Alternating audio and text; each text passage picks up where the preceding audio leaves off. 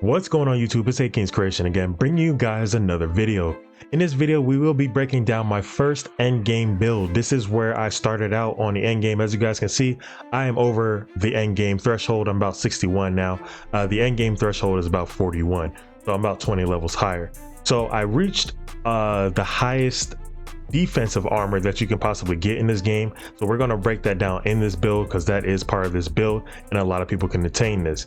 So this build is basically the presets, all the items you can get without any customization or any RNG drops, stuff like this. This is my first build that allows everybody to be able to get and be comfortable in the end game. Now, when people say that the monsters are easy, they're not saying it's easy because it's actually easy. They're saying it's easy because they are veterans in the Monster Hunter and they've probably been playing a lot of Monster Hunter games before this, so the mechanics and all that is easy to them.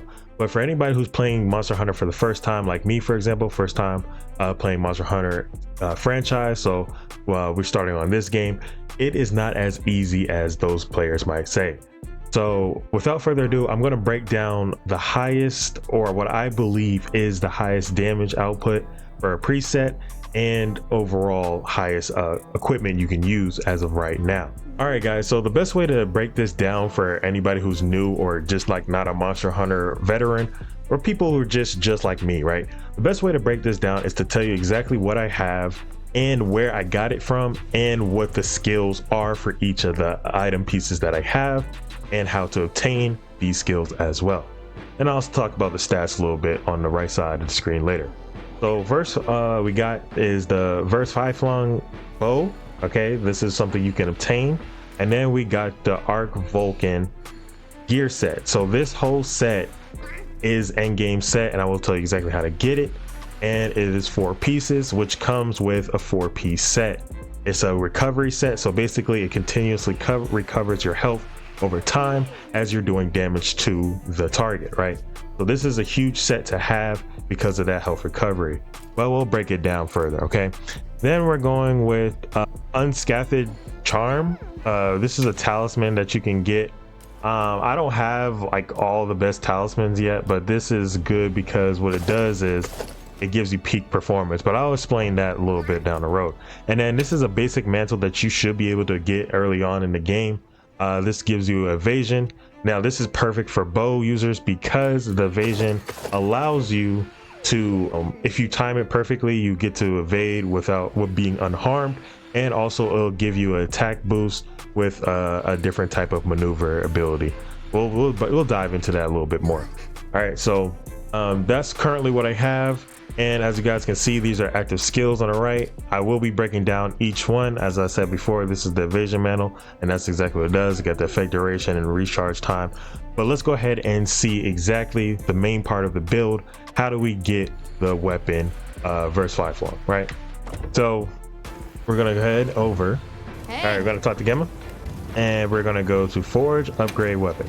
Okay, we're gonna go to bow. What are we making today? So here's the Verse 5 Flung. As you guys can see, it is a part of the Gore Mangala tree, but in order to get this bow, you have to unlock this tree first. So you got to go with the Rathian tree and then the Rathalos tree as well. And then once you're able to get these bows unlocked, you are then able to get this one unlocked, which is a shorter or a lower version of the Verse 5 Flung. It's the same type of bow, just weaker, and this requires more and powerful resources like the Hunter Symbol 3. The only way to get those is to fight tempered monsters, right? So keep that in mind. All right, so this is the Verse 5 Flung. The basic stats of the Verse 5 Flung, as you guys can see on the right side, my status is 32% because I increased it with more affinity. I wanted to get as much affinity as possible, and I believe this is the only preset bow that will allow you to get all the way up to 32% or higher, right?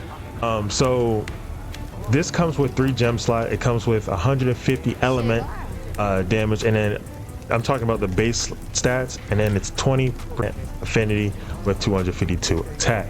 Now I know exactly what you're thinking. You probably can go with a higher attack, but keep in mind that I want to go with the highest amount of affinity because that's just the additional bonus that you get for damage, and the attack is pretty high alongside that. All right, so this is why this is my best in slot bow. Now for a preset, I will be making another video with the Ardean bow when it can be customized with 3 pieces. We'll talk about that later down the road. But I want to go ahead and break down the skill that comes with this bow, and that's critical element. Increases elemental damage. You know, you got your elements: fire, water, thunder, ice, and dragon when landing critical hits. So this is huge because when landing critical hits, it does additional damage, and we got it already level 3. So that is huge. All right, so that's how you get the bow. And then for the armor pieces, you go down to forge, upgrade armor. Got something in mind? And it is the highest rarity in the game right now, and this is based off of rarity from all the way to the bottom and then all the way to the top. Okay, cool. All right, so for anybody who didn't know, like I didn't know at first, the diamond shape is for women, and then the circle green shape on the left, guys, you can see the dot and then the diamond on the left. That's telling you the difference between men armor and women armor. Okay, and the diamond is the woman, men is the circle. Okay, I didn't know that at first, and I'm sure some of you guys didn't know that, so I just want to make sure you're clear on that. All right, so this is how you get the armor pieces. As you guys can see, I got all of the Arc Veld armor pieces, and that's just a monster set. The actual items is called Arc Vulcan. So I got all 5 sets. And as you guys can see, the set bonus at the bottom, since I got more than 5 pieces or more than 4 pieces that it's not showing up, but I got the recovery, the Arc Veld Hunger recovery, like I said. So it regenerates a small amount of your health as you continuously attack a monster. Recovery varies by weapon. Okay, I'm really not sure why it says 1 out of 4, because when I click on each one of the pieces that I have, it'll say 1 out of 4, but I have all 4 pieces, and so on and so on. And keep in mind, I can upgrade these armor pieces from level 1 to level 7, so they're not fully maxed out yet, but I wanted to show you what I have currently before I show you my fully maxed out set in the future for the bow. And I'm going to upgrade these as well, so you will see that these will be upgraded. But if they do come out with more armor or better armor over time, then these will be swapped out. That's why I'm not really rushing the upgrade for these yet. So, but I wanted to show you the base of this build. Okay, all right, so that's how you get that. Anything catch your eye? And this is where you get the charm that I had, and this is what I have, the unscattered charm, and I want to get it to upgrade, but I need these materials in order to upgrade it. Okay, so I will be working on these. You could go with the invade window too if you really want more invasion, but I want the peak performance because I want to do more damage. All right, so I will upgrade these. I just want to show you guys what I have. See you later. Okay, so these are the skills that are attached to the bow because of the gems that I have. Like I said, I didn't want to really go over these gems because they will be different from yours because of the RNG and whatever you're farming compared to what I'm farming. But if you want to go for the same gems I have, keep in mind these are not fully maxed out, but these are the base ones that I have currently and what I'm using currently. Okay, so these will probably change over time, but I will go ahead and break it down. So the critical eye one increases infinity.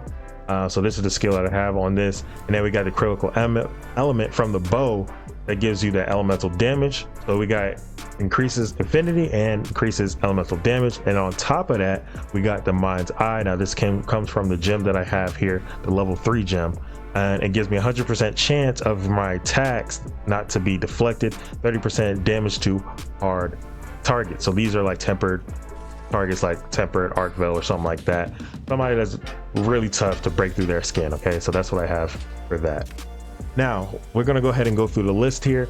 These are the skills I have for my chest piece and for my legs. Okay, so this is weakness exploit. Now this is not fully maxed out yet. I want to get this maxed out as soon as possible, but this also increases the affinity of my attacks that exploit a monster's weak points and wounds, and it goes up to 15% affinity and a 10% on the wounds. Then we're going with convert element. This is what I have on my helm, arms, and on my shoes. Okay, this gives me after taking elemental damage, temporarily grants you dragon element effects. Keep in mind, guys, we have dragon element on our bow. So this is increasing our bow's effects. So this is why our bow's in sync with this armor set. Okay, further increases additional dragon damage and greatly increases dragon effect or attack. Now we have to go with the level 3 recovery. This is on our arms and our legs. All right, this comes from the gear pieces itself. Speeds healing of recovery damage, the red portion of the health gauge. All right, quadruples the speed at which you heal recoverable damage. Now this is huge, and this comes from the armor sets itself, not from the gems. This is coming from the helm and the chest. Okay, after taking elemental damage, temporarily grants you element effects. Okay, this is huge again with our elemental damage or elemental status of dragon. While active, increases elemental attack and resistance to elemental taken by activate or at activation by 8.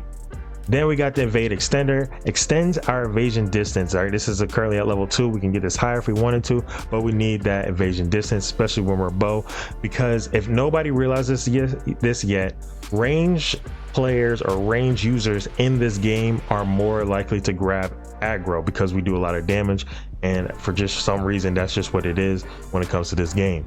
All right, now this is coming from our boots or our shoes. This is level 2. We got quick safe. Okay, speeds up our weapon shaping.